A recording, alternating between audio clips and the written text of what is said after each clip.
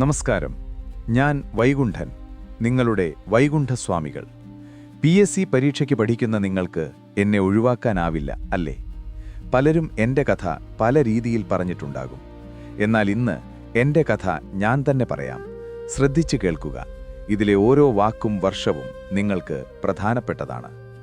എൻ്റെ ആദ്യത്തെ പേര് മുത്തുക്കുട്ടി എന്നായിരുന്നു.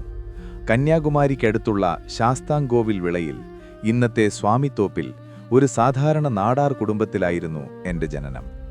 ജാതിയുടെ പേരിൽ മനുഷ്യനെ ചവിട്ടിത്താഴ്ത്തുന്ന കാഴ്ചകൾ കണ്ടാണ് ഞാൻ വളർന്നത്. മേൽമുണ്ട് ധരിക്കാനോ തലപ്പാവ് വയ്ക്കാനോ ഓടുമേഞ്ഞ വീട് വയ്ക്കാനോ സാധാരണക്കാരന് അവകാശമില്ലാതിരുന്ന കാലം. എൻ്റെ ജീവിതം മാറ്റിമറിച്ചത് 1832 ഒരു സംഭവമാണ്. കഠിനമായ രോഗം ബാധിച്ച് അവശനായ എന്നെ വീട്ടുകാർ തിരുച്ചെന്തൂരിലെ മുരുകൻ ക്ഷേത്രത്തിൽ കൊണ്ടുപോയി. ആ പുണ്യതീർത്ഥത്തിലെ സ്നാനം എനിക്ക് ജ്ഞാനോദയം നൽകി. ഞാൻ മഹാവിഷ്ണുവിൻ്റെ അവതാരമാണെന്നും ഈ ദുഷിച്ച വ്യവസ്ഥിതിയെ മാറ്റി ഒരു ധർമ്മയുഗം സ്ഥാപിക്കാനാണ് എൻ്റെ നിയോഗമെന്നും ഞാൻ തിരിച്ചറിഞ്ഞു. മുത്തുക്കുട്ടി അവിടെ മരിക്കുകയും വൈകുണ്ഠർ എന്ന ഞാൻ ജനിക്കുകയും ചെയ്തു. 1833 ഞാൻ എൻ്റെ ദൗത്യം ആരംഭിച്ചു. ജാതിയുടെ വേലിക്കെട്ടുകൾ പൊട്ടിച്ചെറിയാനായിരുന്നു എൻ്റെ ആദ്യത്തെ ആഹ്വാനം. അടിമത്വത്തിൻ്റെ ചിഹ്നമായ തലയിലെ സുമട് വലിച്ചെറിഞ്ഞ് പകരം ആത്മാഭിമാനത്തിൻ്റെ തലപ്പാവ് ധരിക്കാൻ ഞാൻ എൻ്റെ ജനങ്ങളോട് പറഞ്ഞു. ഈ ആശയങ്ങൾ ജനങ്ങളിലേക്കെത്തിക്കാൻ 1836 ഞാൻ സമത്വ സമാജം സ്ഥാപിച്ചു. ഓർക്കുക, വർഷം 1836. കേരള ചരിത്രത്തിലെ തന്നെ ആദ്യത്തെ സാമൂഹിക പരിഷ്കരണ പ്രസ്ഥാനം. പേര് സൂചിപ്പിക്കുന്നതുപോലെ അവിടെ എല്ലാവരും സമന്മാരായിരുന്നു. അയിത്തം എന്ന ദുരാചാരത്തെ വേരോടെ പിഴുതെറിയാൻ ഞങ്ങൾ ഒരുമിച്ച് ഭക്ഷണം പാകം ചെയ്ത് കഴിച്ചു. അതാണ് സമപന്തി ഭോജനം. എല്ലാ ജാതിയിൽപ്പെട്ടവർക്കും ഒരുമിച്ച് കോരിക്കുടിക്കാൻ സ്വാമിത്തോപ്പിൽ ഞാൻ കുഴിച്ച കിണറാണ് മുന്തിരിക്കിണർ അഥവാ സ്വാമിക്കിണർ.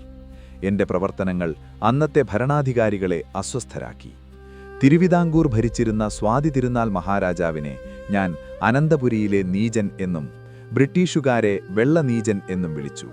ഇതിൻ്റെ പേരിൽ 1838 അവരെന്നെ അറസ്റ്റ് ചെയ്ത് ശിങ്കാരത്തോപ്പിലെ ജയിലിലടച്ചു.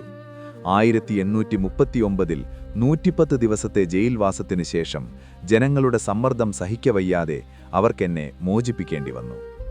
വേല ചെയ്താൽ കൂലി കിട്ടണം എന്നത് എൻ്റെ പ്രധാന മുദ്രാവാക്യങ്ങളിലൊന്നായിരുന്നു.